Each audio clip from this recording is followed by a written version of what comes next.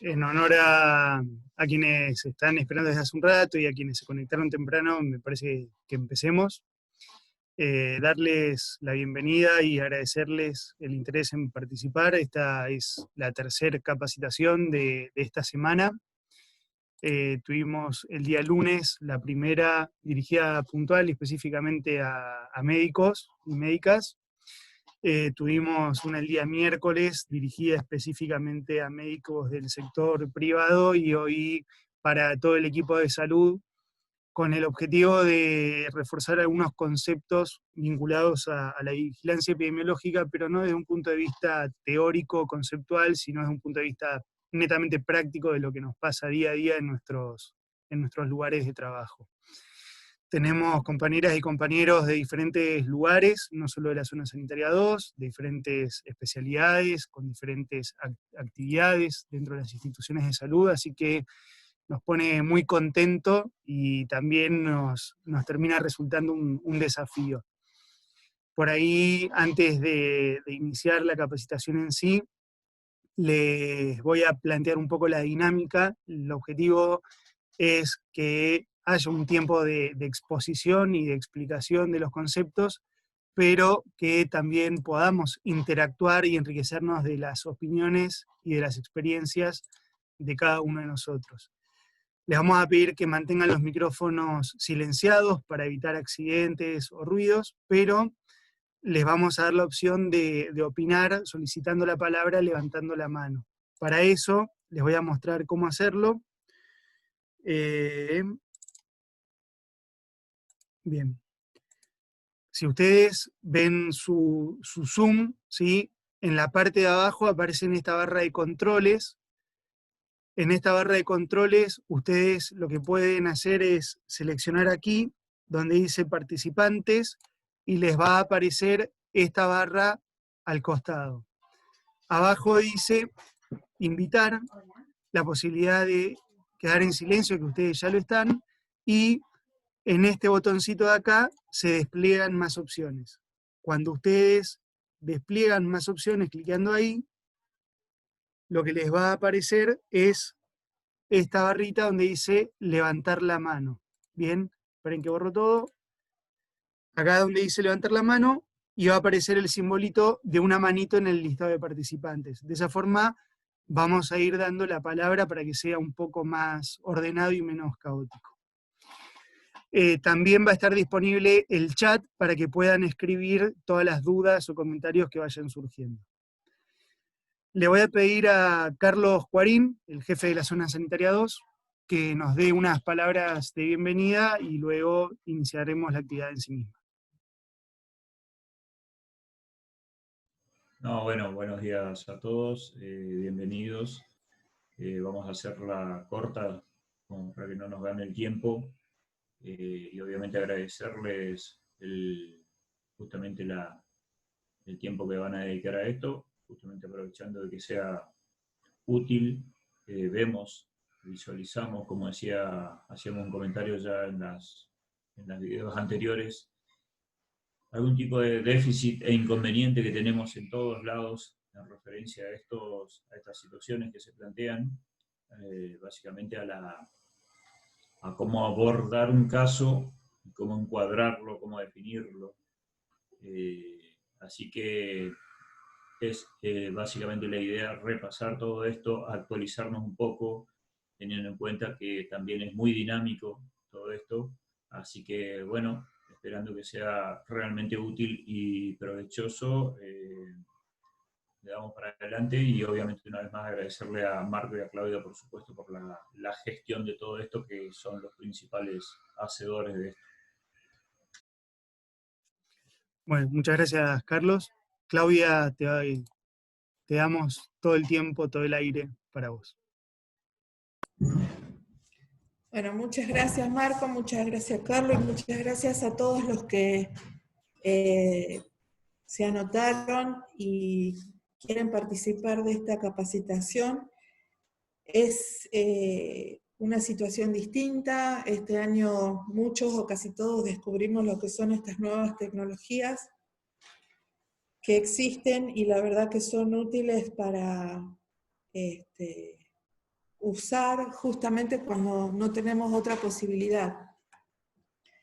Y que posiblemente una vez arribada se queda. Porque también nos permite llegar a más lugares y a mucha más gente si no lo hubiéramos tenido, aún en situaciones normales, ¿no? Lo que vamos a trabajar hoy, es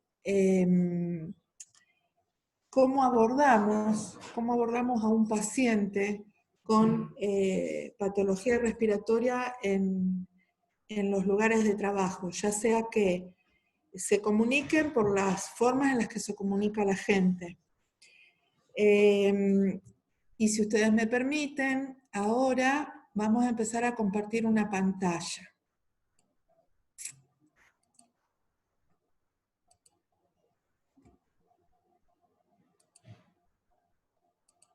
Bien, entonces, como decíamos anteriormente, el abordaje de pacientes en el contexto de la pandemia de COVID-19.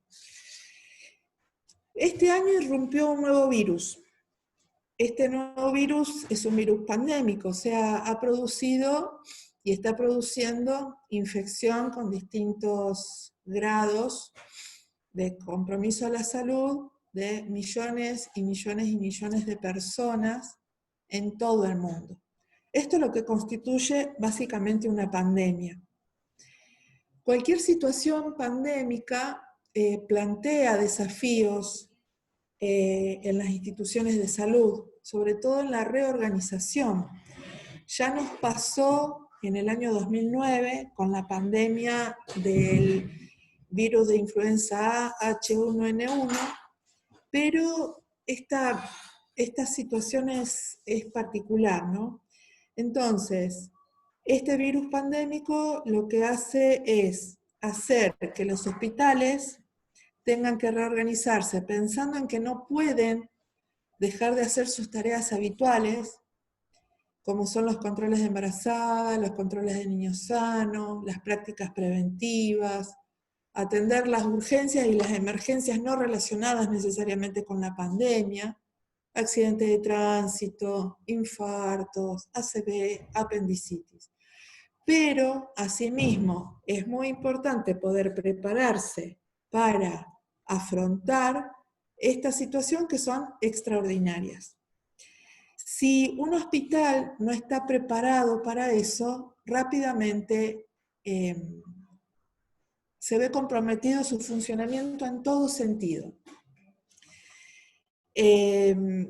Entonces, siguiendo.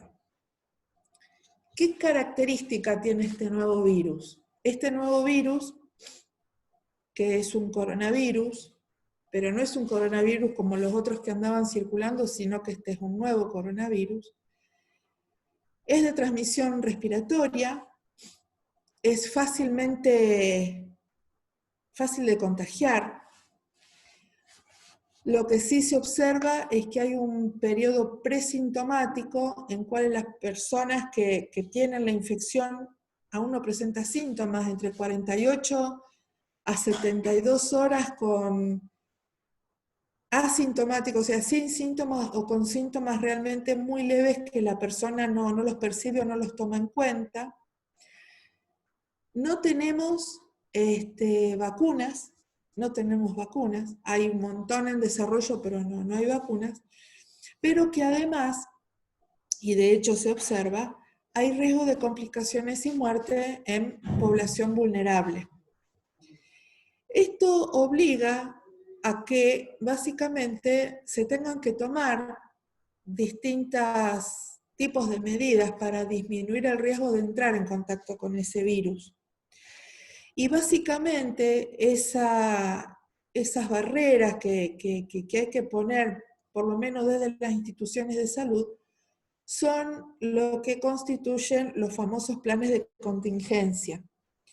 Desde el principio de la pandemia, cada hospital o cada centro de salud contó con las herramientas generales para preparar los planes de contingencia acorde a cada institución. es importante saber que no todos los planes de contingencia son iguales. Hay tantos planes como hospitales hay.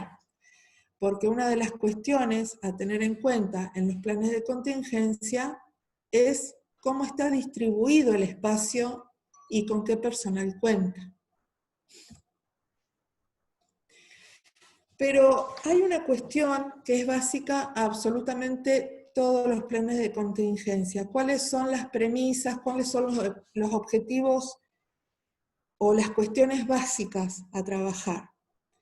Lograr el distanciamiento entre las personas, como una de las medidas, y minimizar los riesgos de diseminación del virus, no solamente en la parte extrahospitalaria, sino en lo que a nosotros nos compete, y hablando de los planes de contingencia, dentro del hospital. Entonces, distanciamiento y minimizar los riesgos. Como decíamos, hay tantos planes de contingencia como hospitales existen. Pero estos deben responder a estas premisas. Establecer barreras físicas, ¿sí? Contaminación de ambientes y de aerosoles. Eso como primer lugar. Distanciamiento social, ventilación de áreas donde haya pacientes infectados y la limpieza y la desinfección del ambiente. Estos protocolos también deben establecer de manera clara y concisa los cambios en los modos de trabajar. Lo que antes se hacía o lo que habitualmente se hacía en un hospital o en un centro de salud o en un hospital nivel 3, dentro de lo que son las paredes del hospital, ya sea lo que decíamos antes, control de embarazadas, control de niños sanos, inmunizaciones, no se puede dejar de hacer. El hospital no puede dejar de hacer esas tareas habituales que son básicas y que son de prevención primaria y de prevención secundaria de la salud. Pero no se pueden hacer en algunos lugares no se puede seguir haciendo dentro de la estructura del hospital, sino han tenido que salir. Entonces, hay cambios en los modos de trabajar. En esos cambios en los modos de trabajar hay que establecer también los protocolos de identificación y aislamiento de pacientes sospechosos, para COVID en este caso, ¿no? O por lo menos pacientes respiratorios y no respiratorios. Si ustedes hacen un recordatorio de lo que se hace o de lo que se hacía habitualmente por fuera de lo que es el contexto de pandemia, en un centro de salud, en una guardia, el paciente ingresaba, mejor dicho, libremente, se determinaba si era urgente o no urgente y esperaba con el resto de las personas, ya sea que hubieran ido por una cefalea, por una odontalgia, por cualquier motivo que hubieran ido, esperaba con el resto. En contexto de pandemia eso no es posible hacerlo.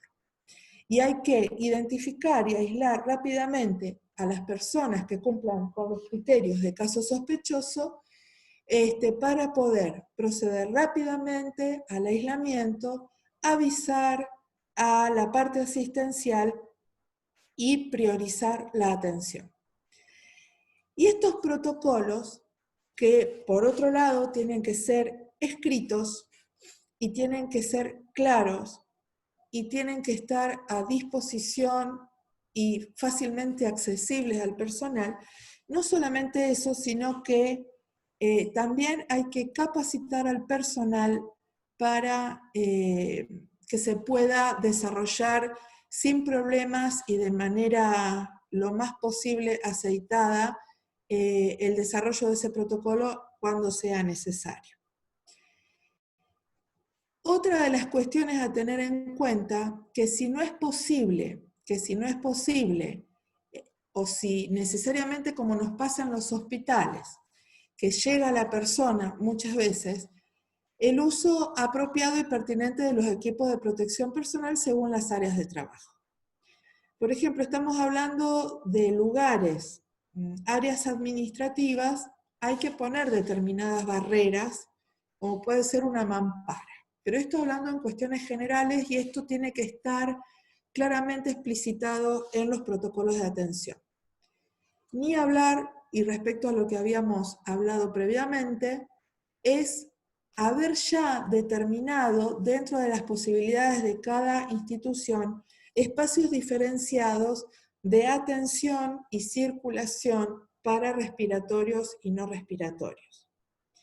Si uno, y esto sí se habló y se discutió bastante, porque si uno se pone a repasar hoy por hoy mentalmente la estructura, la infraestructura de las instituciones de salud, podemos decir, sin temor a equivocarnos, que ninguna de estas instituciones está preparada o fue pensada cuando se construyó en la posibilidad de tener estos espacios diferenciados de detención y circulación para respiratorios y no respiratorios. Así que preparar un plan de contingencia teniendo en cuenta todas estos puntos nos obliga a ser creativos y nos obliga a estar de manera permanente, repasando, chequeando, practicando estos protocolos para que cuando sea necesario ser ejercitado funcione lo mejor posible. Y perdonen ahí la equivocación, el error de la palabra de la última frase, que una de las cosas que se pueden hacer justamente para minimizar el contacto con el virus es el uso de la tecnología. Lo estamos haciendo en este momento y de la misma manera también se puede usar para el contacto con los pacientes. No con todos, sino que uno va viendo, pero es una posibilidad. O sea que esta situación de pandemia hace de que conozcamos y echemos a mano recursos que antes no lo conocíamos o que no lo teníamos en cuenta directamente. Bien. En estos planes de contingencia,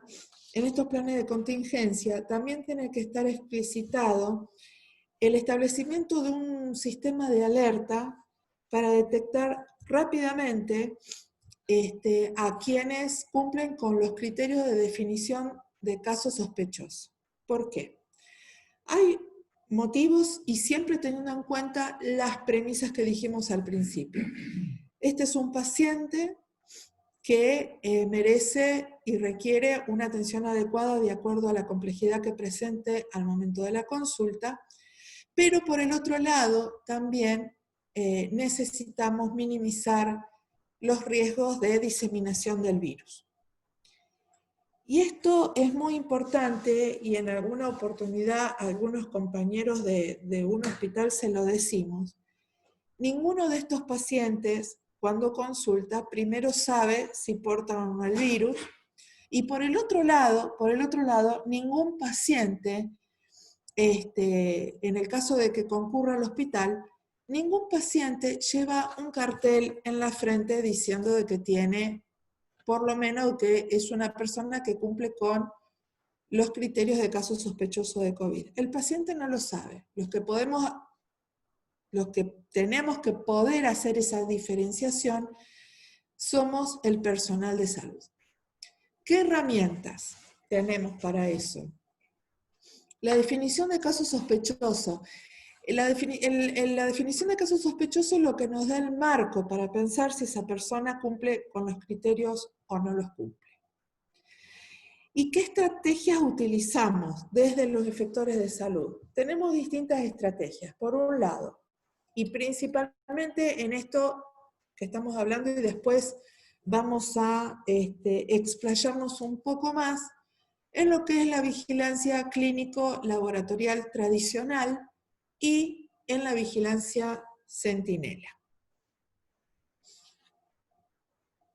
Este sistema de alerta, disculpen, este sistema de alerta, si se activa el alerta, es una cadena o es una cascada de situaciones que se dan que si entra un paciente y que cumple con los criterios de caso sospechoso, los próximos escalones o las próximas cadenas tienen que estar lo suficientemente unidas y funcionando lo mejor posible para llegar con éxito a nuestros objetivos principales, que son la atención adecuada a ese paciente y minimizar los riesgos de diseminación.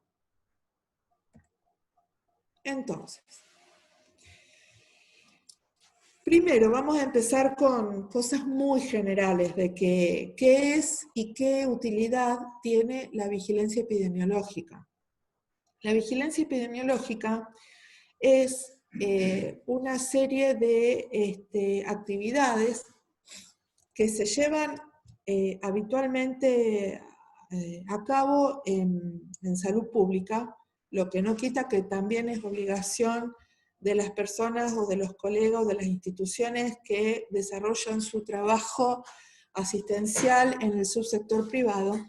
Son actividades que sirven para reunir información. ¿Pero para qué reunir esa información? Para conocer, para detectar o inclusive para prever cambios en situaciones que afecten al proceso de salud y enfermedad de la población, para poder implementar medidas adecuadas para prevenir o controlar esa situación.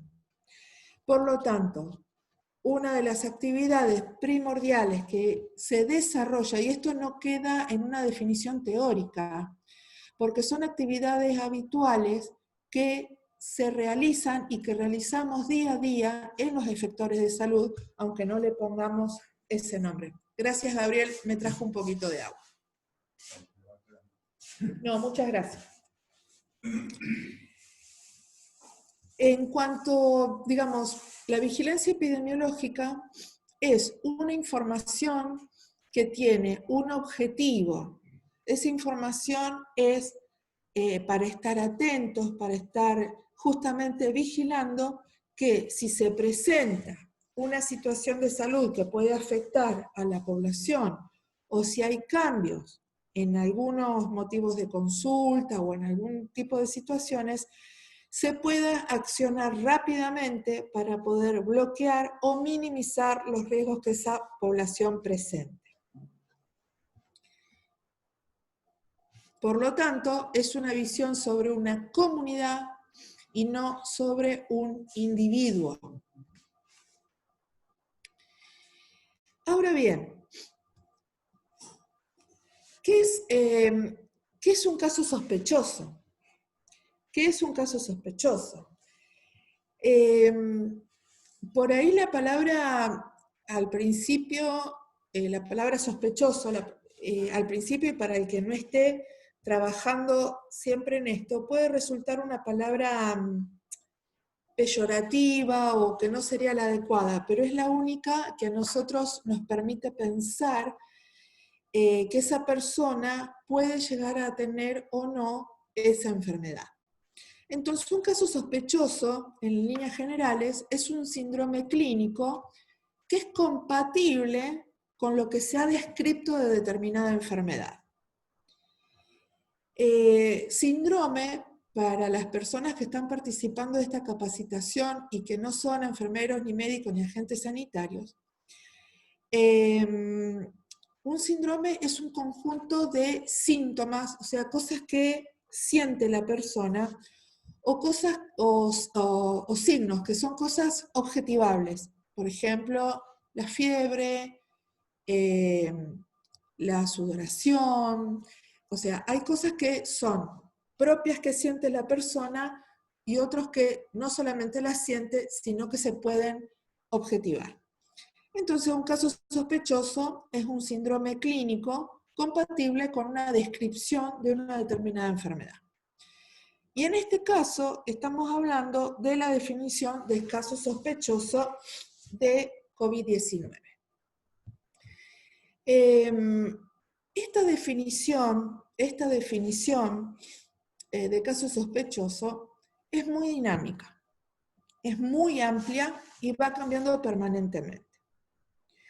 Es aplicable en los efectores públicos y en los efectores privados de salud. Y también es aplicable a pacientes, ya sea ambulatorios o internados.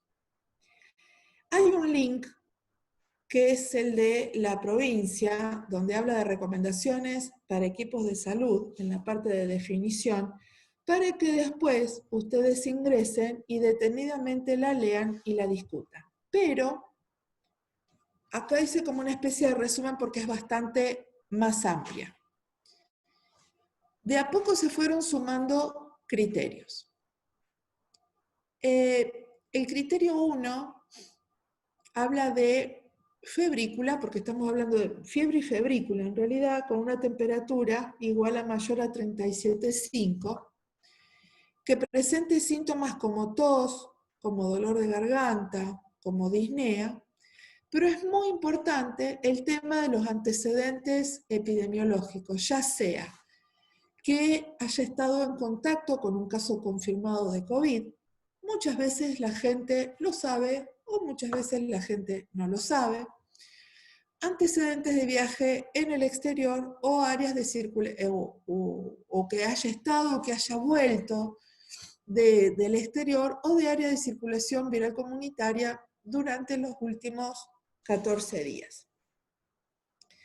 El criterio 2, en líneas generales, habla de personas con diagnóstico de neumonía o de, no importa la gravedad de la neumonía, o bien aquellos cuadros respiratorios que requieran una internación. IRAG, para la gente que no está al tanto, significa infección respiratoria aguda grave y que requiere internación.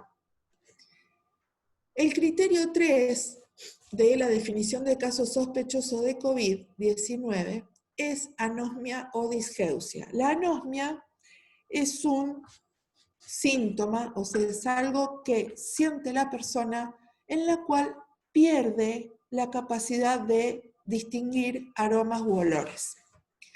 Y la disgeusia es el síntoma que presenta una persona donde hay alteración en la sensación del gusto, ya sea que tenga alteraciones que no siente nada o que tenga alteraciones en el sentido que esté distorsionado esa sensación. El criterio 4 incluye la presencia de fiebre o febrícula de 37,5 o más, tos, dolor de garganta, dificultad para respirar, en las personas que desarrollen tareas consideradas esenciales, ya sea personal de salud, personal de las fuerzas de seguridad, ejército, gendarmería, personas que desarrollan su trabajo en defensa civil, en el COE local. Pero también hay que incluir, esto es muy importante, a las personas que trabajen cuidando adultos mayores.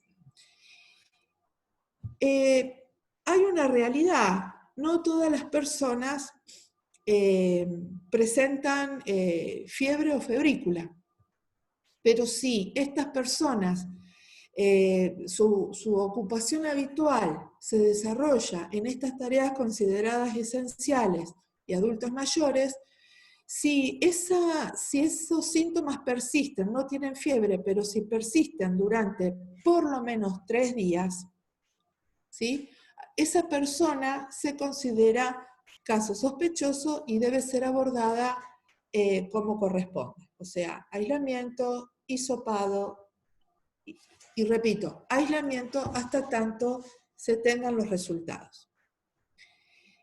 El criterio 5 incluye a las personas de cualquier edad también que presenten fiebre o febrícula de 37,5 o más y que presenten ya sea tos, dificultad respiratoria, dolor de garganta, pero que esas personas tengan algunas patologías de base que impliquen mayor riesgo de complicaciones y muerte.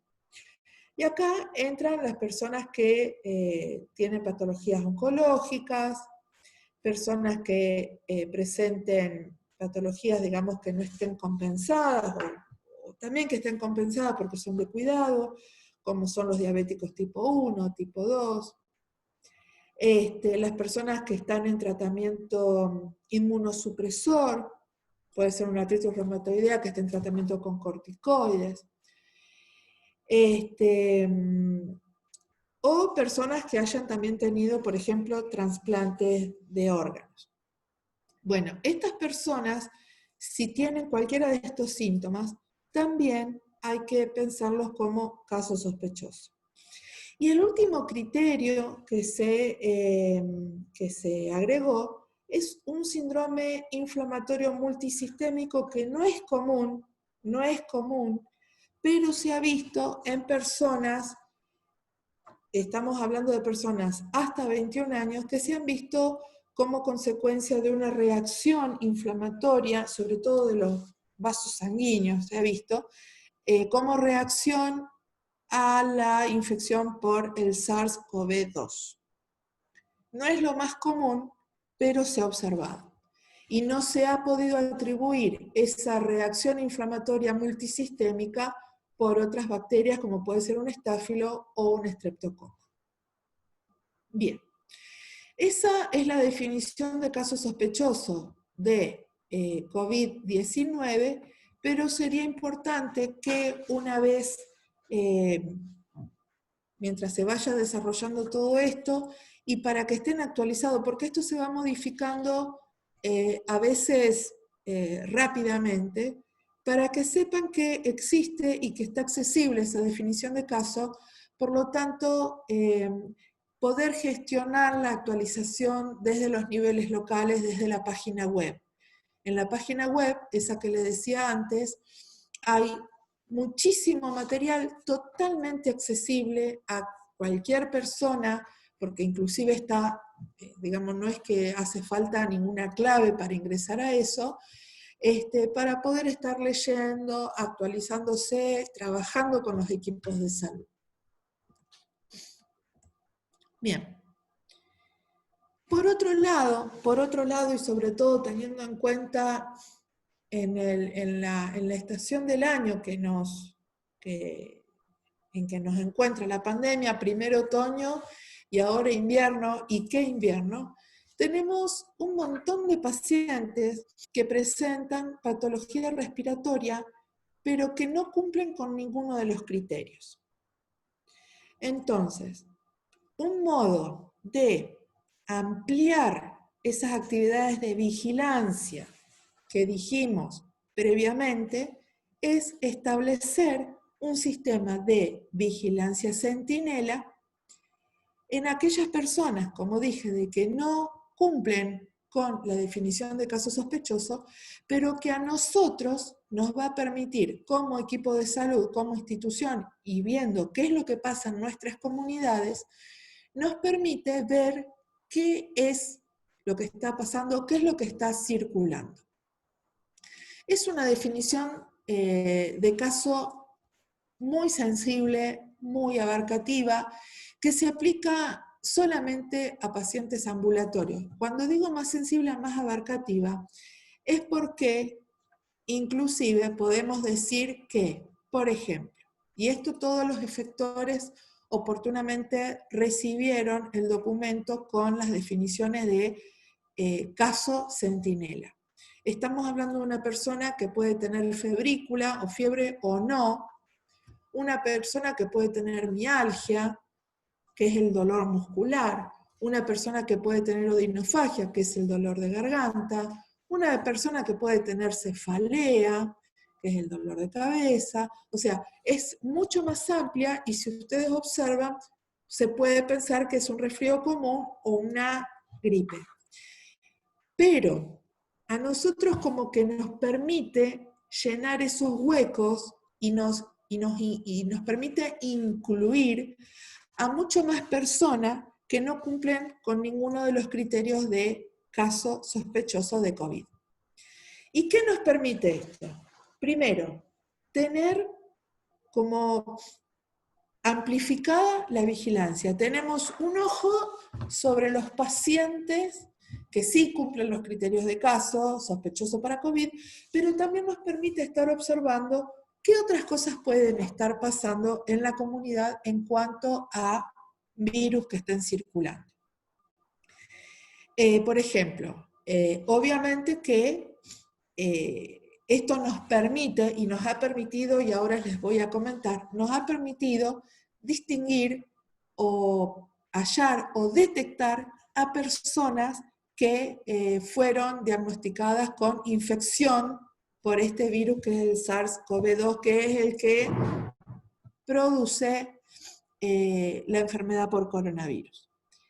En nuestra zona sanitaria hemos tenido 3 personas que fueron diagnosticadas con esta infección mediante este tipo de vigilancia. ¿Y por qué? Dos de ellos, y también poniendo en relieve el dinamismo que tiene la definición de caso, 2 de ellos fueron detectados, como le dije así, pero resulta que después, hablando y reentrevistando a los pacientes, resulta que claramente uno de ellos había tenido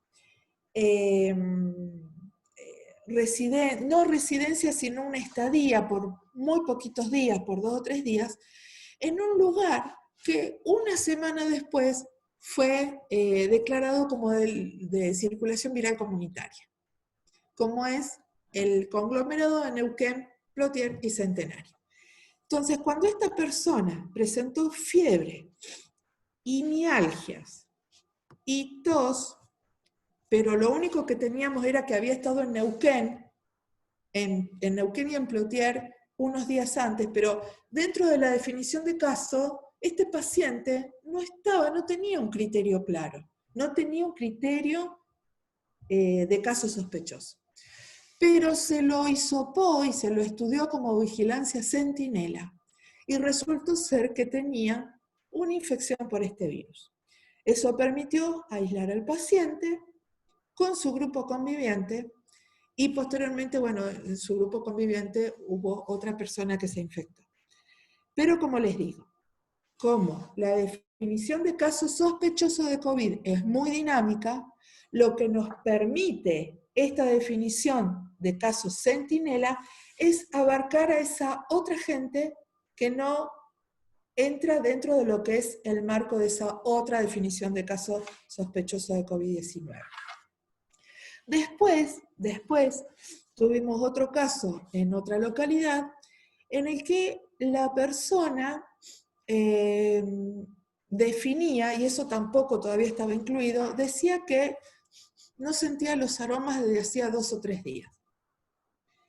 Después agregó algún que otro síntoma, pero esta persona no sentía el olor.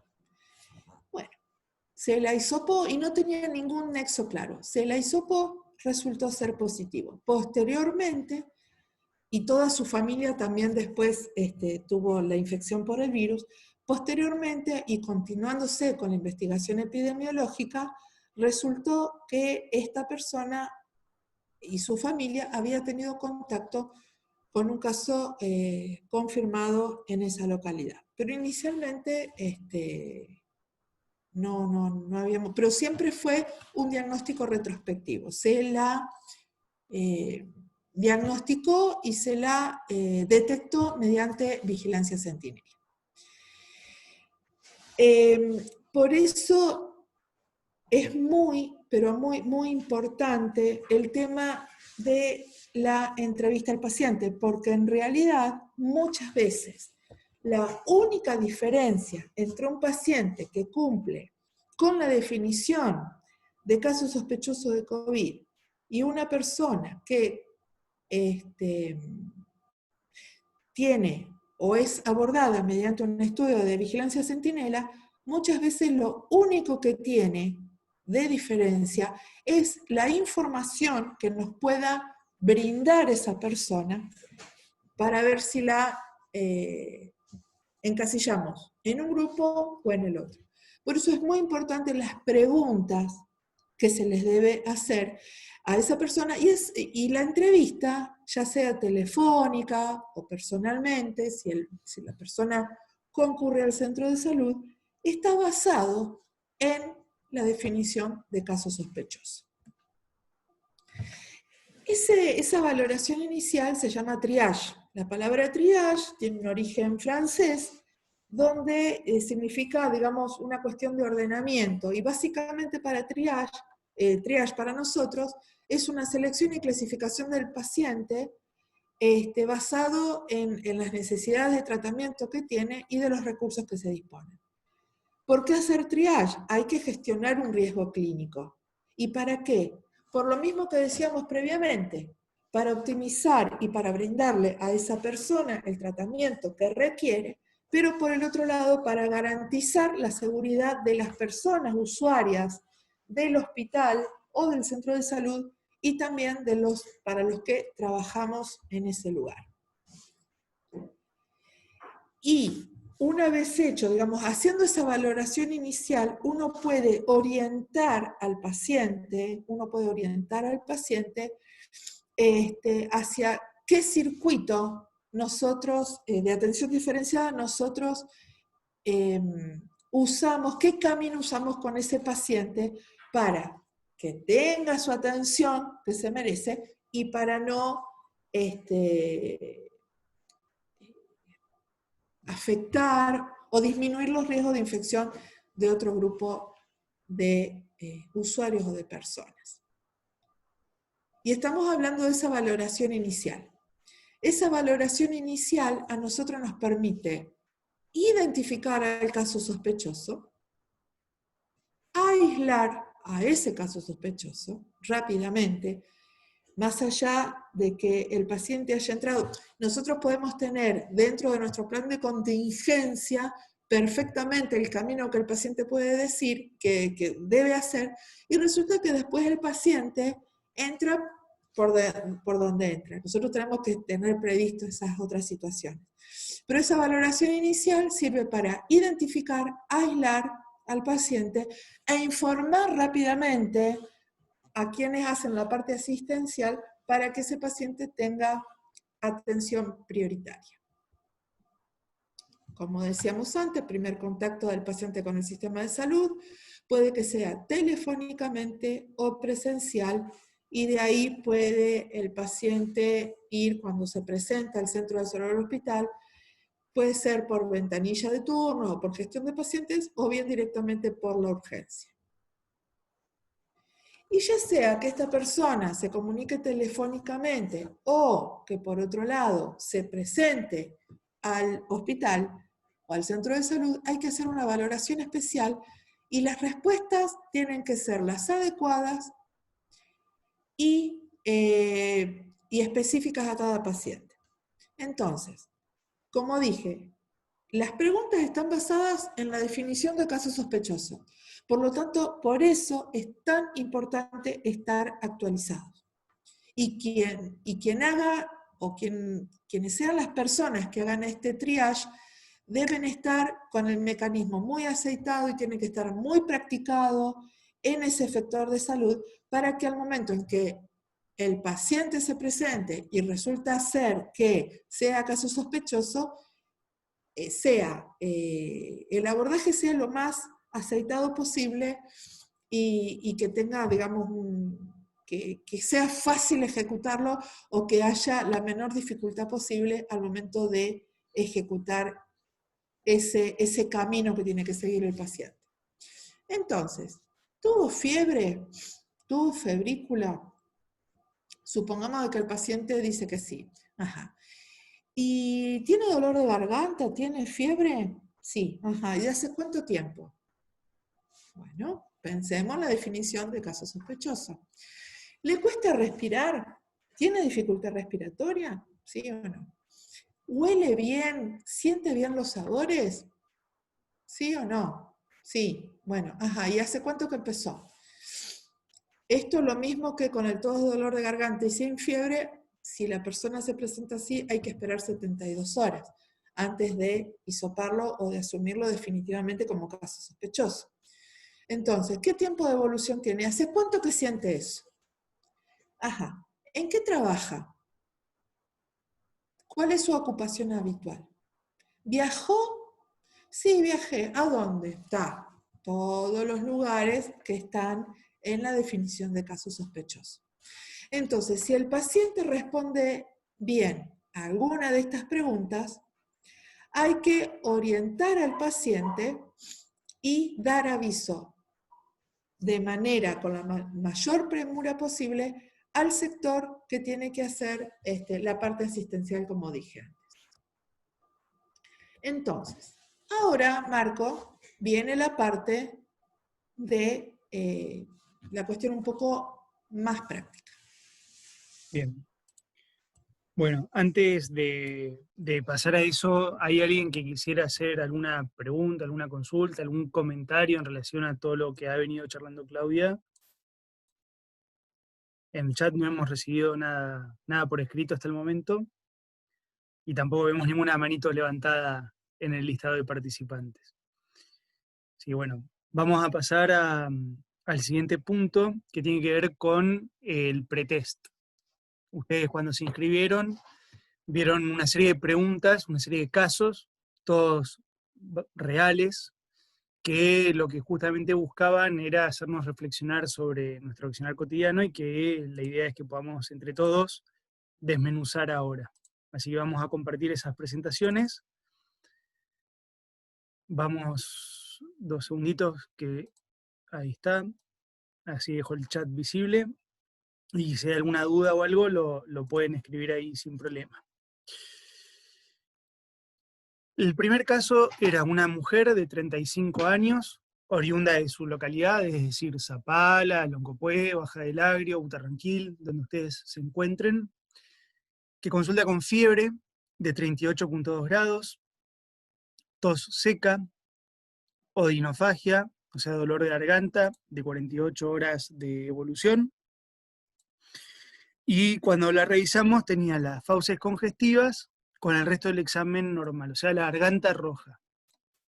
No tenía antecedentes de viajes y no tenía antecedentes de contactos con casos sospechosos o confirmados de COVID.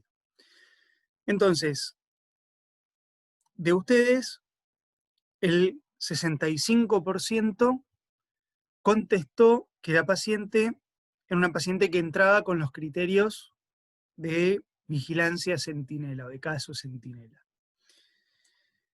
Nos gustaría proponer que alguien que haya contestado eso o algo distinto se anime en este momento a justificar su opinión. ¿Quién se animaría? Quiero acotar que esto no es un examen, No. es tener la posibilidad de, como equipo de salud, empezar a tener la práctica permanente y constante de discusión. Bien. Mara Lucaioli ahí pide contestar, así que vamos a darle la posibilidad. Adelante, Mara. ¿Ya? Sí, ¿Te escucha. escucho? Bueno, yo ahí veía que faltaban por ahí algunas preguntas que hubiera hecho también en relación al trabajo, por ejemplo, de esta mujer, en relación a en qué se desempeñaba, porque eso también nos hubiera aproximado más a si era un caso sospechoso o no. Pero con los datos, asumiendo que eso era todo negativo, parecía que es una paciente con un cuadro respiratorio que, no teniendo contactos, era una oportunidad de hacer una vigilancia centinela. Bien. Mariano Moreno creo que iba a decir algo y lo callamos sin querer. Sí, Eugenia acá Moreno. Sí, también estoy de acuerdo con lo que dijo la compañera, lo asumimos así, como que no había nexo, digamos, que había estado en algún lugar o contacto con una persona de COVID, así que lo tomé como vigilancia centinela porque estaba asintomático. Así que bueno, esa fue la respuesta. Bien. Si alguno o alguna de los que contestó algo distinto, o sea, que no lo tomaría como caso centinela, sino como un caso sospechoso o como una angina viral con tratamiento sintomático y reposo o sin tratamiento para la fiebre y demás, alguno que haya contestado eso, quisiera justificar u opinar el por qué, como para contrastar en relación a lo que han dicho Eugenia y Mara.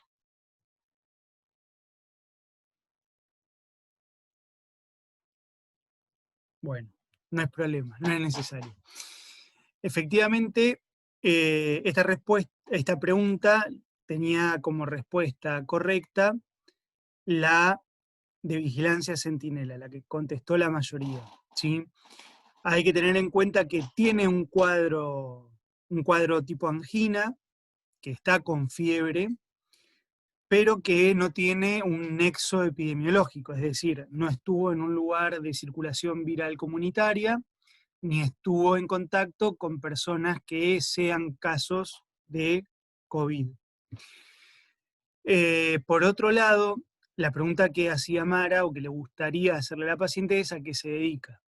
Y esto tiene que ver con el criterio de inclusión como caso sospechoso a todo aquel personal esencial o personal que trabaje en geriátricos. Entonces, si esta paciente era ama de casa o docente, no sería un personal esencial y por lo tanto no cumpliría con la definición de caso sospechoso. Seguiría enmarcada en la vigilancia centinela. Si por el contrario fuera policía o trabajadora civil, de defensa civil, perdón, en ese caso pasaría a ser un caso sospechoso por su profesión, no más que eso. Pasamos... Yo lo que sugiero, Sí, Clau. Marcos, yo lo que sugiero, y cuando hemos hablado por teléfono con varios compañeros, primero, no es que tenés que solucionar en segundos de qué se trata, sino que uno se tiene que tomar el tiempo de tener en la mano o en un lugar accesible todos los criterios de inclusión para el caso sospechoso de COVID. Entonces, ver si podemos a ese paciente que tengo enfrente, a esa paciente que tengo enfrente, de preguntarme y ver, a ver, ¿este paciente hizo viajes? No, no hizo viajes. ¿Estuvo en contacto con un paciente con COVID? No, no lo tuvo o por lo menos no lo sabe. Bien, ajá. ¿Tiene alguna tarea considerada esencial? No. Bien. ¿Tiene una neumonía? No, no tiene una neumonía. Bien. Entonces, empezar de una manera tranquila, ver si esa persona, con los datos que pudimos recabar, cumple o no con alguno de los criterios. No hay que hacerlo en segundos a eso. Nada más. Excelente. Muy cierto. Bien, vamos con el segundo caso que contestaron. Es también por ambulatorio, un varón de 45 años. Él es oriundo del Cholar, está en tu localidad, en mi localidad, donde nosotros nos encontremos, trabajando en una obra pública. Consulta con fiebre y con tos seca de 2 días, 48 horas de evolución. Tiene la garganta roja y el resto del examen normal. Él estuvo como antecedente de viaje en Cenillosa hasta hace 3 semanas por trabajo. Niega tener contacto con casos sospechosos o confirmados de COVID, fuma y es hipertenso con buena adherencia al tratamiento. Y acá la cosa ya se pone un poco más despareja. Tenemos un 47,3% de compañeras y compañeros que contestaron que lo asumirían como un caso sospechoso. Un 44,6% que lo asumirían para unidad centinela y un pequeño porcentaje que lo asumiría como una angina viral y le daría tratamiento para que vaya a la casa. Entonces, acá se empieza a poner más lindo el debate. Nos gustaría que pueda opinar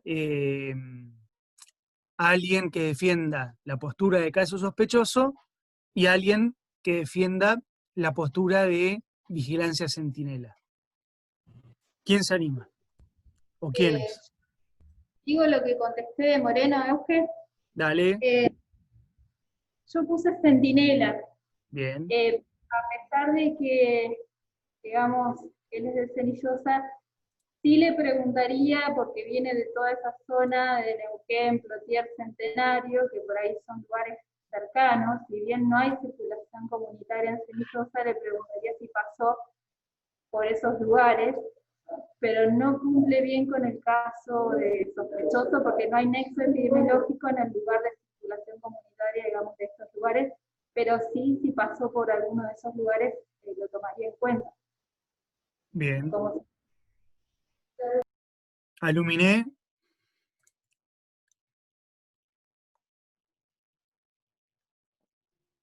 Hola.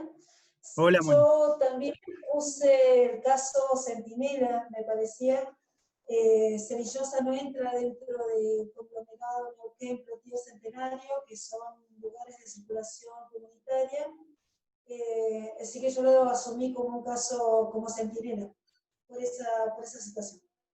Bueno, alguien que contestó caso sospechoso, ¿se animaría a hacer una defensa de su posición, de por qué contestó eso? Miren que son casi la mayoría.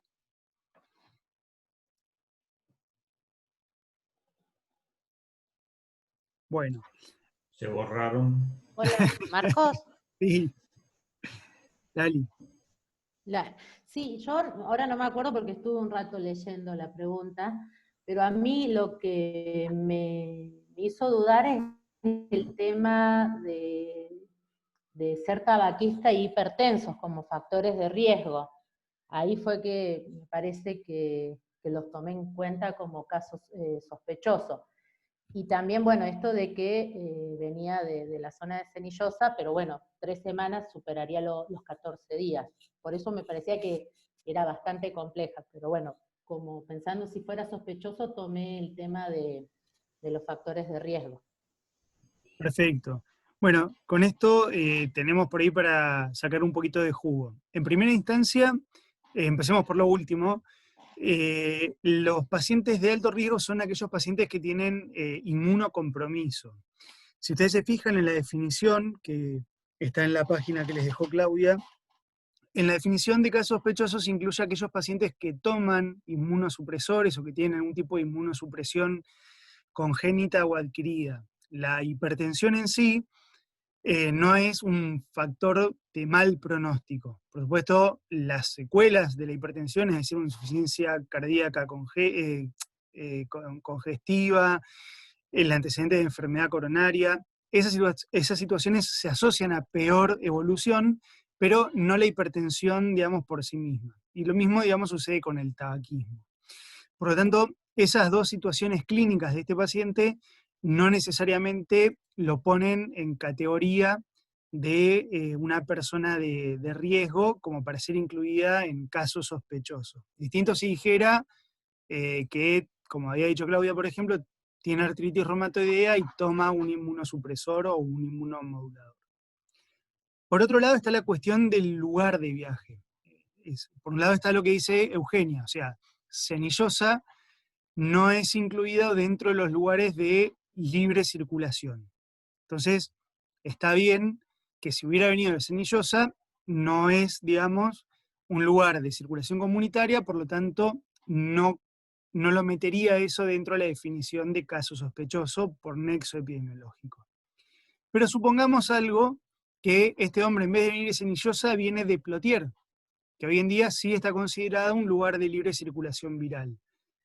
Hay un detalle no menor, que es que hace 3 semanas estuvo allí. Y cuando uno busca el nexo epidemiológico, lo hace en los últimos 14 días. Y esto tiene que ver con el periodo de incubación del virus y la posibilidad de desarrollar enfermedad. Por eso si hubiera venido de Neuquén, o de Plotier, o de Buenos Aires, si estuvo allí hasta hace 3 semanas, tampoco quedaría incluido dentro de los criterios de nexo epidemiológico. Por todos esos motivos, este es un paciente candidato para la vigilancia centinela. Está bien, Carlos. disculpame Marco, está buena si se escucha, Sí. tu aclaración, porque muchos evidentemente han dudado, digamos, con esto de la circulación y que está cerca, digamos, o cenillosa ahí, dudando, digamos, de la circulación. Pero estamos hablando de 3 semanas, digamos, entonces por eso digo, es importante tener en cuenta todos estos detalles, ¿no?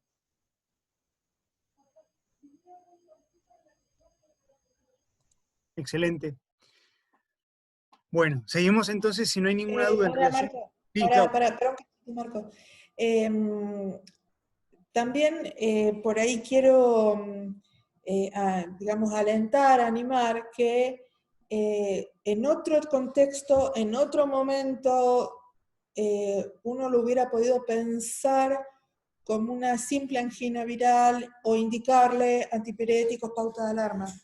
Pero no nos podemos olvidar que estamos en una situación de pandemia y que es una situación es una situación nueva, que no conocemos o conocemos parcialmente el espectro de la presentación de la enfermedad, por lo tanto el nivel de alerta tiene que ser, hay que tener un alto nivel de alerta o bajo umbral si se quiere. No, lo que se sugiere es, si se presenta una persona con todas estas características, fiebre, tos seca, fauces congestivas, etc., lo que se sugiere es no dar por sentado que se trata de una angina viral más, y soparlo. ¿Y soparlo por qué? Porque eso es a lo que nosotros nos va a dar la pauta de decir, bueno, esta persona, ¿qué virus tiene? ¿Tiene algún virus? Capaz que resulta que después es negativo, pero la actitud alerta y de vigilancia es importante que se desarrolle y que se lleve a cabo.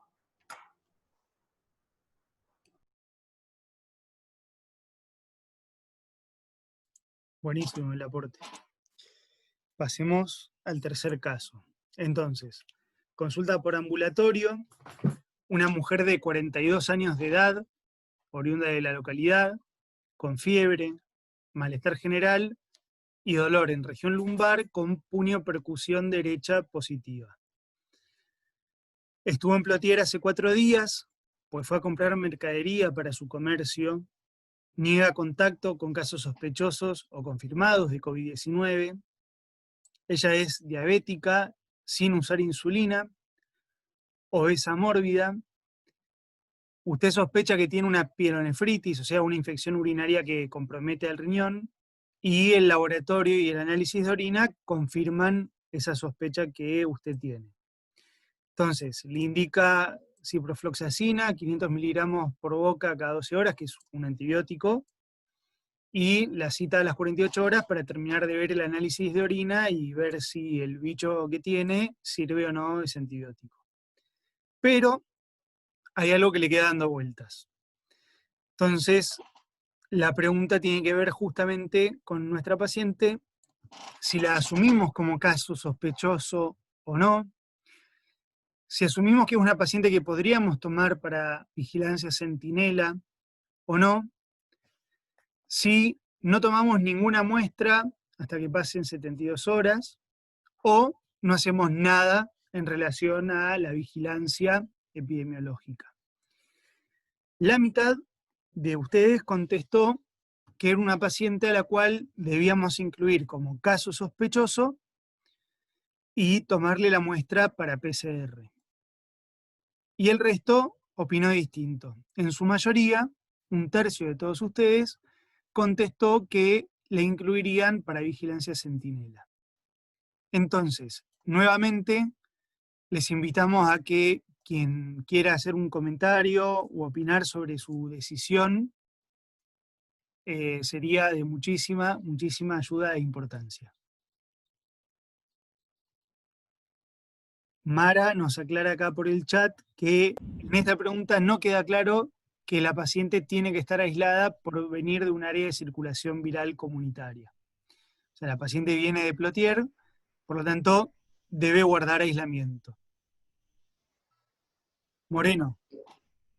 Sí, yo puse el caso sospechoso porque me pareció más fuerte, digamos, lo del nexo epidemiológico de haber venido de una zona de circulación, le di más importancia a eso, porque no puedo descartar que la fiebre sea solo por la sospecha de una pielonefritis. Así que lo tomé como sospechoso. Bien. Aluminé.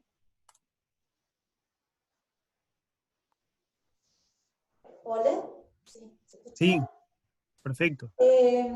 Sí, yo lo tomé como caso sospechoso porque viene de una zona de circulación comunitaria, tiene fiebre y tiene factores de riesgo que pueden ser de mucha complicación para el caso del COVID. Más allá de que no tuviera otros síntomas, ya el hecho de tener la fiebre, el nexo y los factores de riesgo ya es suficiente para hacer caso sospechoso. Bien. Mara. Sí, yo también lo asumí como caso sospechoso a esta paciente. También me pareció que, por más que sospeche la pielonefritis, me pesaba mucho lo de los 4 días y lo de la fiebre. Y me parece interesante rescatar de esta pregunta el hecho del examen completo de estos pacientes, porque muchas veces cuando entran en caso sospechoso, nos agarra como un pánico y el paciente solamente se le da paracetamol desde lejos y no lo revisamos completos.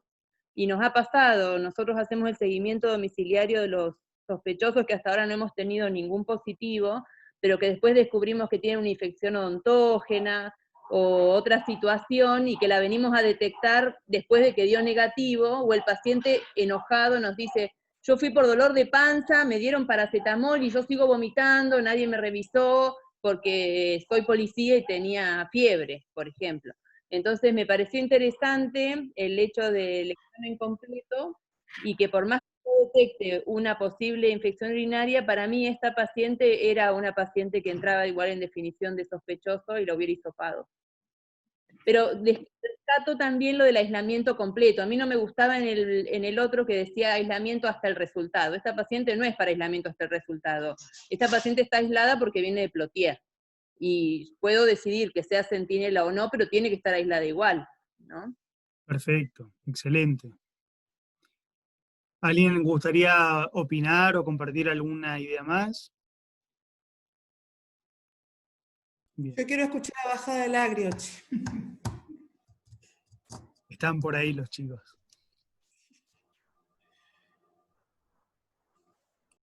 Bueno, Clau, ¿te gustaría hacer una opinión sobre el caso, perdón? Sí, discúlpame.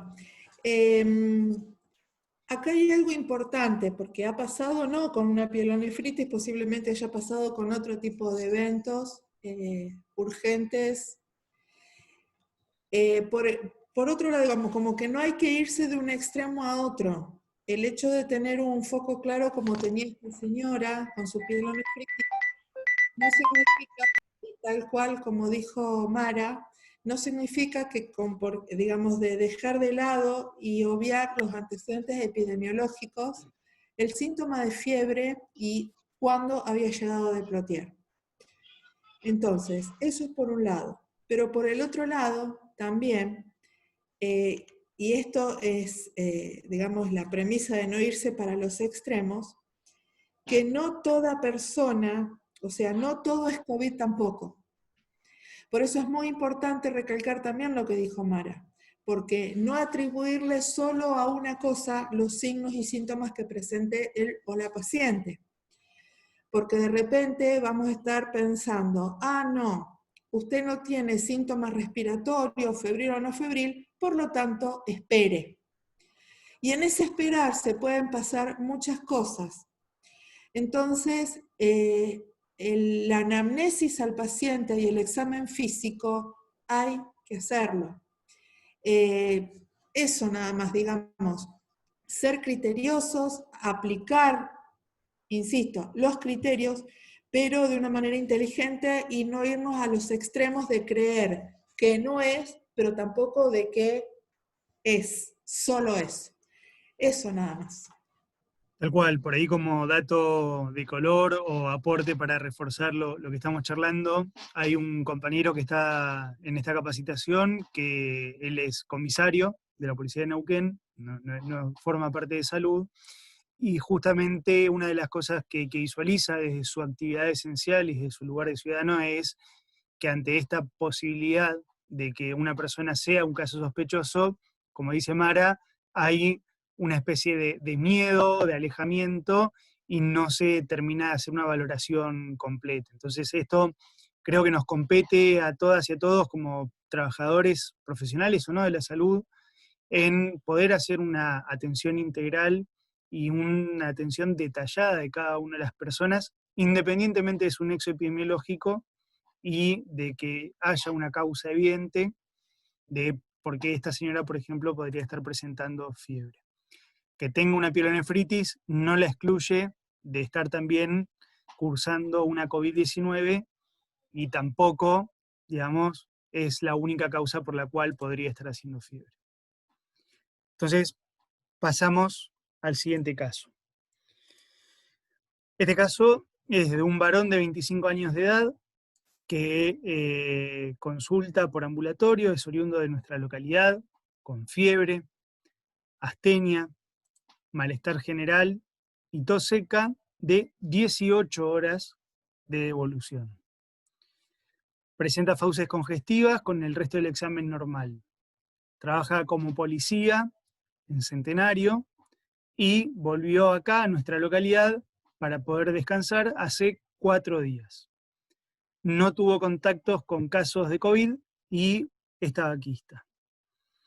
En esta respuesta, el 73% de ustedes contestó que era un paciente para caso sospechoso, un 12% para muestra centinela, un pequeño porcentaje que lo asume como angina viral y un casi 11% que le indica tratamiento sintomático, sin antipiréticos, con pautas de alarma, y le pide que vuelva cuando pasen las 72 horas de evolución para reevaluar. Bien, recordemos que este paciente tenía 18 horas de evolución de su cuadro.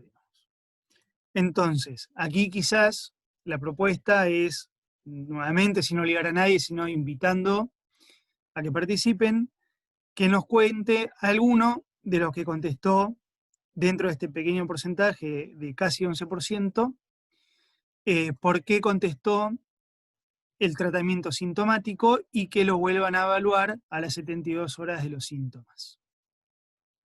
¿Alguno se animaría?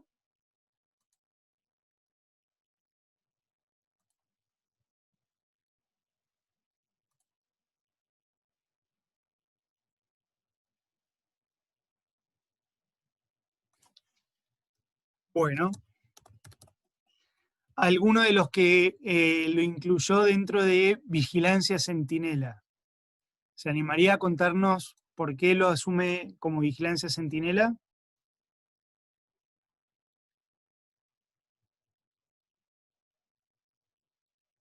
Bueno, perfecto. ¿Y alguno de los que contestó como caso sospechoso? Nos gustaría escucharlos, que nos cuenten, que nos compartan el por qué lo asumen así.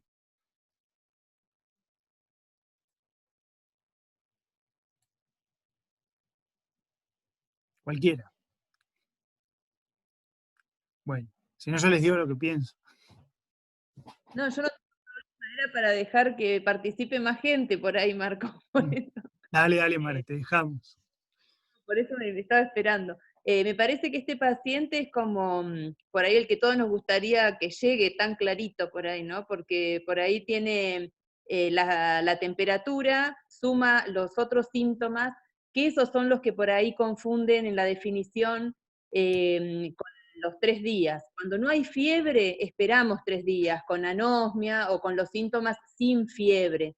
Pero cuando hay temperatura mayor a 37,5, que también es febrícula, no es fiebre, pero ese valor, que es nuestro punto de corte actual, no nos importa el tiempo ya de evolución, ya con eso entra en caso sospechoso. ¿Por qué? Porque es policía y porque viene de Centenario. Y a mí me parece que cualquiera de esas dos solas ya nos servía para que entre en definición de caso. Con que fuera policía solo, aunque viviera en nuestra localidad, o con que viniera de Centenario, aunque fuera, no sé, taxista, nos alcanzaría. Y insisto con el anterior, este paciente tiene que estar en aislamiento, ¿no?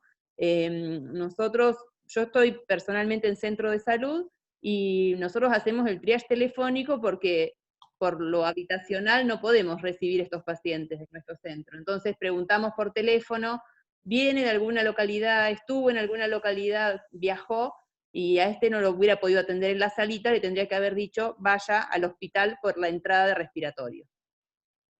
Bien, María Laura.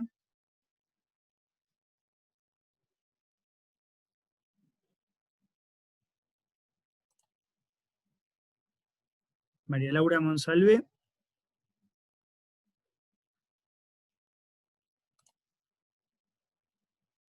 Se me perdió. Tiene la manito levantada.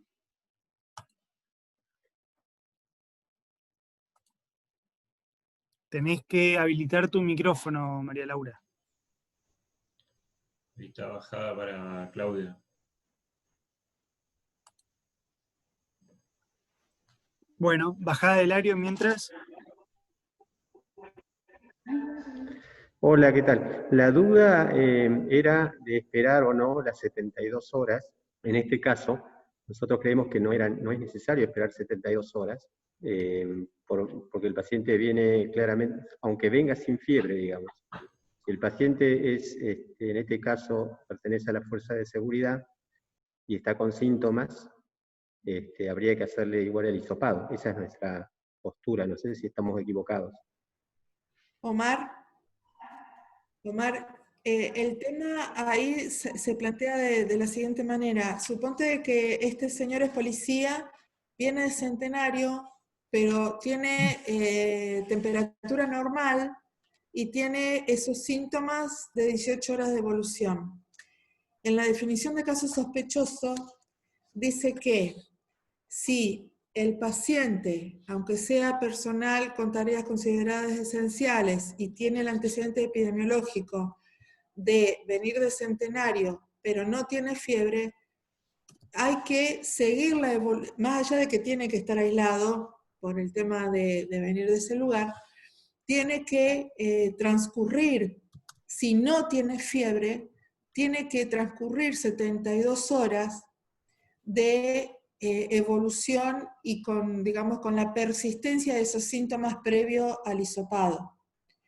Acá la diferencia te la hace el hecho de que tiene febrícula, que es policía y que viene de Centenario.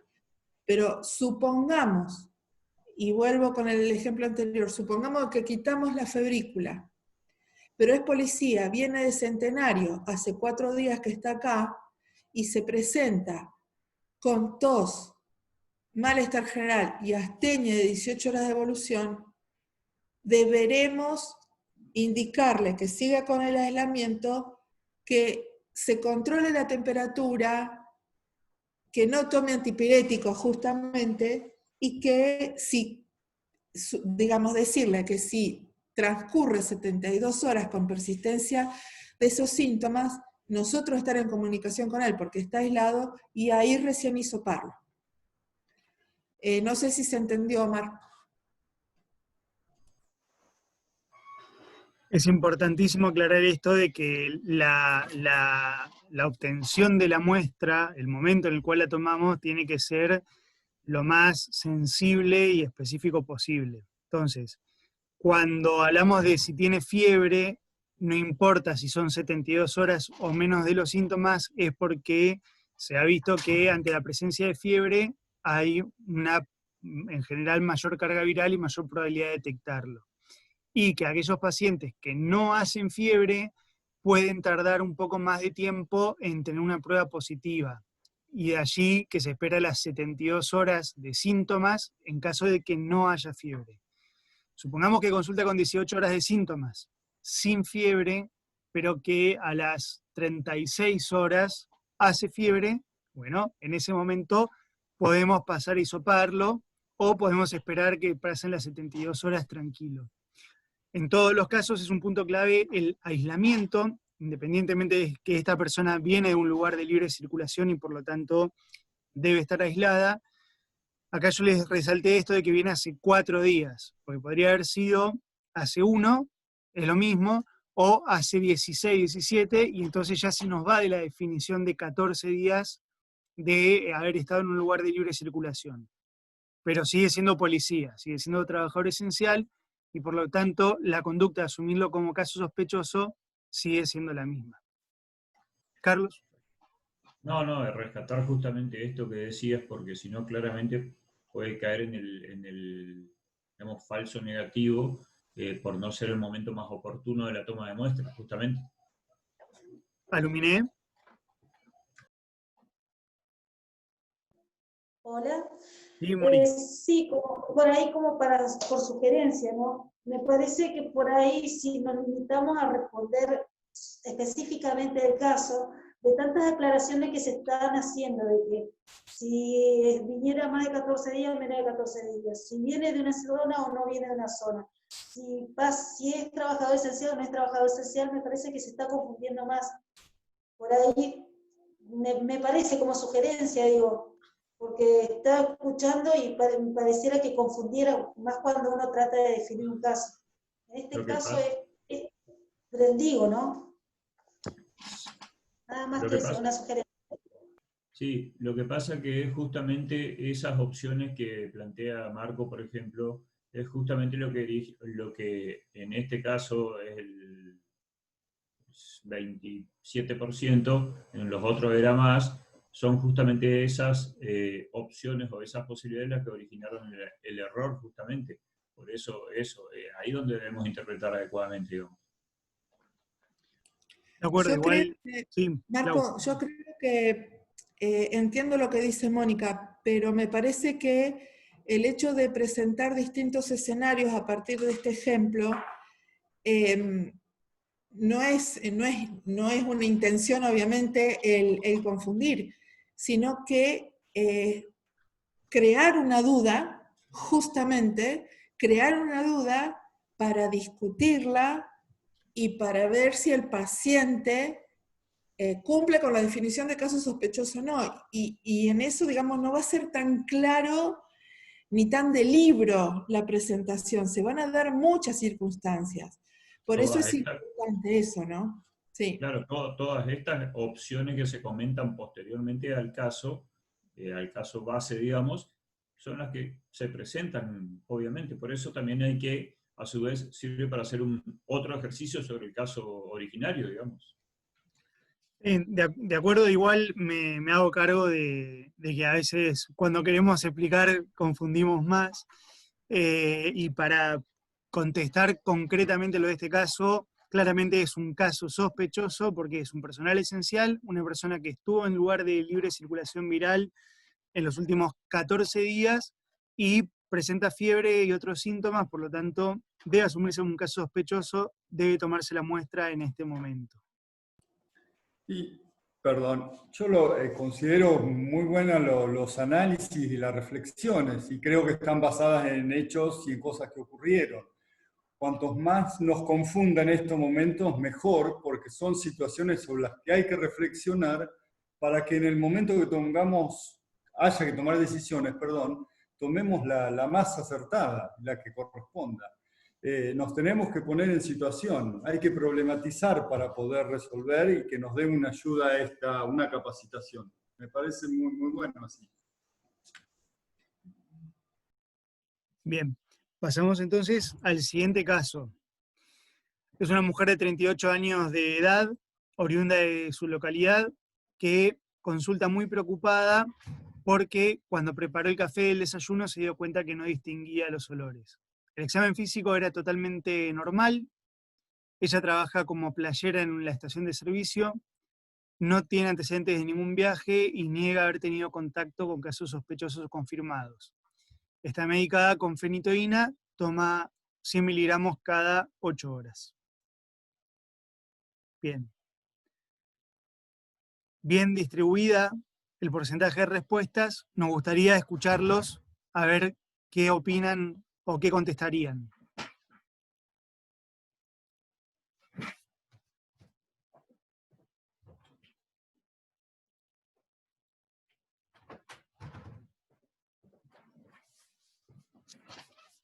¿Alguien que se anime?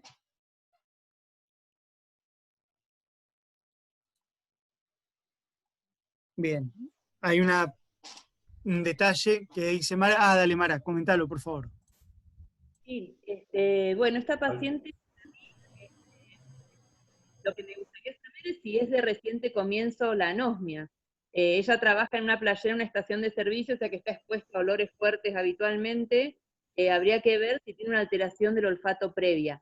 Si esa mujer no tiene, es algo nuevo ese síntoma, entraría en una de las definiciones y sería para tomar muestra en 72 horas.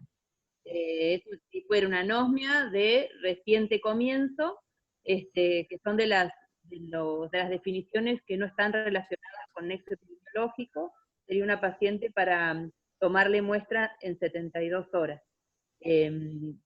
Pero bueno, me queda esa pregunta, ¿no? Bien. Hospital Mariano Moreno. Sí, estoy de acuerdo con Mara, para mí entra en criterio de caso sospechoso, y también me parece raro que una playera que está en contacto con nafta todo el tiempo no tenga olor, así que no se sienta los olores. Es personal esencial, o sea, está todo el tiempo en contacto con gente que va y que viene, que circula, o sea, eso también es para tener en cuenta. Así que sí, esperaría las 72 horas y la dejaría como un criterio para casos sospechosos. Bien. Por ahí una aclaración importante es que es personal esencial por su tarea, pero no estaría incluido dentro del personal esencial que se contempla o que se considera para la definición de caso sospechoso. Me parece una disquisición medio puntillosa, pero es personal esencial en el sentido de que puede trabajar porque su trabajo es vital para el funcionamiento, puede circular, digamos, libremente, pero dentro de la definición de caso sospechoso, el personal esencial que está detallado es personal de salud, defensa civil, bomberos, fuerzas de seguridad, fuerzas armadas y cuidadores de hogares de ancianos. Sí, me refería a que está en contacto, digamos, con gente, por más de que toma las medidas, supongo, de precaución, de prevención, está todo el tiempo, digamos, circulando gente, por eso lo tendría en cuenta también. Tal cual, no es casualidad que tenga esa profesión en el caso. Entonces, uno de los detalles, Marce. Sí, si en este caso, si tuviera fiebre también, a este mismo caso, se hisoparía enseguida sin esperar 72 horas. Bien, sumada a la anosmia, decís, fiebre y anosmia. Sí. Sí. Sí, ¿es como el caso anterior o no? ¿O se esperan 72 horas por... Bien, con la fiebre se tomaría la muestra en ese mismo momento. Perfecto. Teniendo en cuenta la anosmia de la digeusia, se puede esperar 72 horas para aumentar la sensibilidad o no, pero lo mismo podría tomarse inicialmente en ese momento porque son signos y síntomas sumamente específicos. O sea, vos podés estar súper congestionado con un resfrío común y por eso tener menor olfato o menor gusto, pero sin estar congestionado, sin tener un cuadro catarral y demás, la pérdida del olfato es un signo muy específico de esta enfermedad. Por eso está incluido como un criterio aparte y por eso también fue un criterio que se fue agregando en la medida de que aparecieron más casos con esa manifestación. Bien, pero si fuera eso, sería lo ideal aislarlo y esperar 72 horas, y si tuviera fiebre, ya tomarlo y tomar la muestra para PCRI. Correcto, Perfecto. correcto. Claudia, no sé si querés hacer algún aporte, algún comentario.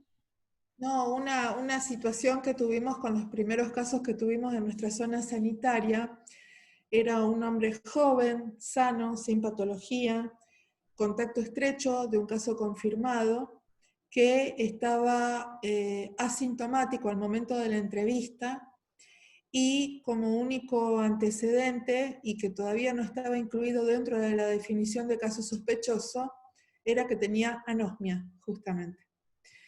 En ese momento no lo era porque no estaba dentro de los criterios de caso, y a las 5 horas comenzó con fiebre y empezó a desaturar.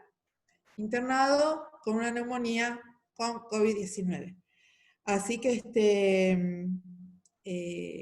es importante este tema, y como digo, poder discutirlo también a la luz de las modificaciones que hay en los criterios de caso, y estar leyendo y discutiendo y problematizando casos. Eso me parece muy importante, como decía Gabriel, para poder tener un poquito más claro el panorama cuando se presente. Sobre todo, y pensando en los hospitales del interior, que muchas veces vamos a tener que estar tomando decisiones estando solos. Por lo tanto, es mejor discutirlo y problematizarlo antes. Igual, yo también, por una cuestión de respeto a todas y a todos nosotros, tenemos el tiempo ahí ya cumplido. La idea es que sean cuestiones breves, específicas, que nos sirva para mejorar nuestra práctica, y por eso la idea no sería extendernos más allá de lo pautado previamente. Pero sobre esto último que planteó Claudia, tengan en cuenta de que la tarea más difícil la tenemos cada uno de nosotros cuando estamos delante de la persona, ya sea en vivo o a través del teléfono. Pero esa soledad, o ese estamos solos, va de la mano de él, no hay urgencia. Puedo decirle, esperame 5 minutos, me comunico con mi compañero, me comunico con Claudia como coordinadora zonal de epidemiología, y resuelvo y saco mi duda, y si es un gris, lo definimos entre todas y todos. No nos quedamos con esa angustia que nos da la supuesta soledad. Tenemos que tener esa gimnasia y esa adaptación de poder pedir otra opinión, de poder pedir ayuda y poder tomar la decisión en conjunto. Me gustaría habilitarles un segundito la votación, y mientras tanto Carlos hace el comentario que ahí justo lo cortamos. Es para poder evaluar la charla, el encuentro de hoy, y también para ver si quieren seguir y cómo quieren seguir con este tipo de encuentros. Así que mientras podemos seguir intercambiando opiniones, les voy a pedir que tengan por favor la amabilidad de contestar esta encuesta, que va a ser de forma anónima, pero que a nosotros nos va a servir para valorar mucho la actividad de hoy. Carlos.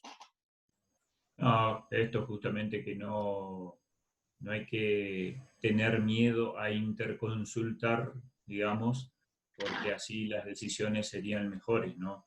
Ya cuando entramos a dudar, me parece que hay que hablar con otro.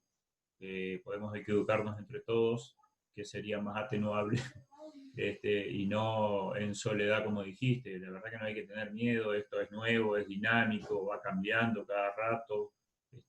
No hay grises, que a todos nos cuesta eventualmente encasillarlo, así que no tener miedo del diálogo y de la consulta o interconsulta, del llamado telefónico, en absoluto.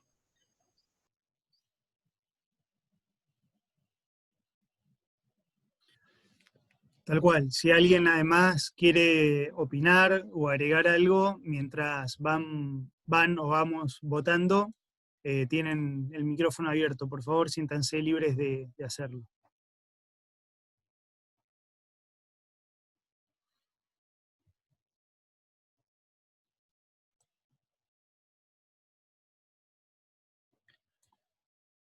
Sí, lo que a mí me gustaría opinar mientras tanto, y si no hay nadie más que quiera hablar, es de revalorizar, digamos, lo que sería el concepto de equipo, y también de esta cuestión de que el paciente no sigue un camino pensado. Nosotros, cuando empezó todo, nos preparamos para un paciente hospitalario, un paciente que detectábamos en el hospital, que venía al hospital, que encontrábamos en el hospital, y la realidad rápidamente nos cacheteó y nos mostró que esto sucede en la calle, esto sucede en los domicilios de los pacientes, esto sucede en nuestra ventanilla, en nuestro teléfono, esto sucede en la interconsulta que hice a otro hospital. Por lo tanto, cada uno de nosotros como trabajador de salud, independientemente de la tarea que está realizando, existe la potencialidad de que se encuentre por primera vez al paciente,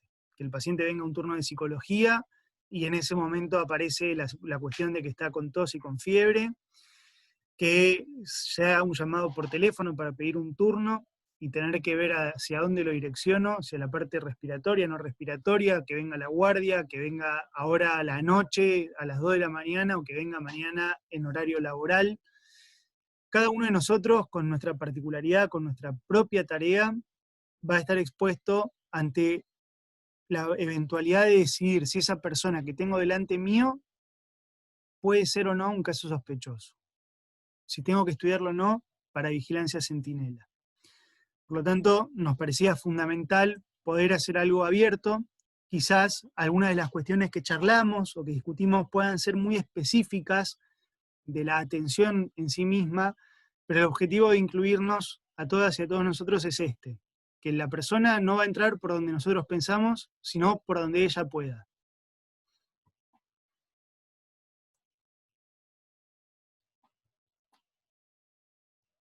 Bien, si no hay ningún otro comentario, le pediría a Claudia unas palabras de cierre, por favor, y luego a Carlos las palabras finales. Bueno, la verdad que como experiencia, digamos, de interactuar así con los compañeros de la zona sanitaria y también de otras zonas sanitarias, es muy importante poder trabajar todas estas cosas. Me parece que se mejora mucho la accesibilidad, más allá de que la accesibilidad a la consulta, a la charla, al intercambio de opiniones, a la evacuación de dudas, y todo se hace de manera cotidiana por otros medios también. Pero me parece importante este tipo digamos, de actividades que se pueden hacer. Es muy importante para nosotros, por lo menos, la devolución que ustedes nos hagan respecto, como ya en parte lo están haciendo con la encuesta, que nos estén haciendo, porque la idea es poder seguir trabajando en equipo para afrontar toda esta situación y posibles situaciones a futuro. Básicamente eso, yo les agradezco un montón que hayan estado. Y bueno, seguiremos encontrándonos hasta cuando sea posible por este medio. Nada más. Bueno, realmente agradecerle, como dijo Claudia, lo mismo. A nosotros nos parece muy interesante, muy útil. Y como dije al principio, visualizábamos algún inconveniente en esto. Seguramente van a haber dudas todavía. Pero bueno, la idea es esa, justamente que haya cada vez menos dudas, menos grises, que los podamos saber abordar, saber hacer mejor el triage, como decía Claudia al principio. Así podemos minimizar los errores, se nos pueden escapar menos algunos casos eventuales que podamos tener, al menos como también importante tener en cuenta los casos centinelas, que por ahí había poca adherencia a hacerlos, y es importante. Así que no mucho más, agradecerles realmente, y por lo que pude, ahí va Claudia, por lo que pude ver de las encuestas resultó interesante al menos, así que vemos cómo evolucionamos y por ahí podríamos evaluar hacer algo ya directamente práctico, sin repasar tanta cuestión o algo de la teoría como se hizo hoy. Sí, Claudia. Sí, me parece también importante, digamos, la participación de los agentes sanitarios. ¿Por qué? Porque los que están haciendo el seguimiento de pacientes ancianos o con comorbilidades en domicilio, en la mayoría de los lugares son los agentes sanitarios. Por lo tanto, también tienen que poder trabajar y problematizar estas definiciones, estos casos, porque se pueden llegar a encontrar con la gente que están en los domicilios, que conviven con los pacientes con riesgo y que no consultan al hospital. Por lo tanto, si hay algún cuidador que presente fiebre o síntomas respiratorios o no cuidador que presenten fiebre y o síntomas respiratorios dentro de los convivientes, es muy importante que los agentes sanitarios transmitan esta información al resto del equipo de salud para que esas personas que no consultan, pero que como potencialmente hay gente que están en riesgo, sean abordados de manera activa por el equipo de salud y no esperar a que lleguen a la consulta. Eso nada más. Bien. Si no hay más preguntas, consultas y demás, ¿algo para decir, Marco? No, simplemente agradecerles a todas y a todos el tiempo, pedirles disculpas por habernos extendido un poquito más de lo pautado, pero creo que valió la pena. Y simplemente nos vamos a estar encontrando. Recordarles el correo electrónico de la Coordinación Zonal de Epidemiología, que es epizona2@hotmail.com. Lo dejo ahí escrito en el chat por las dudas.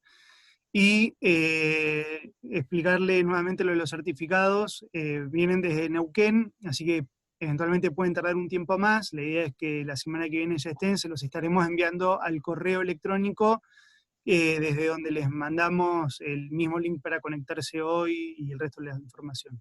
Así que agradecerle mucho a ustedes, y Centro de Salud Alborada, a último momento.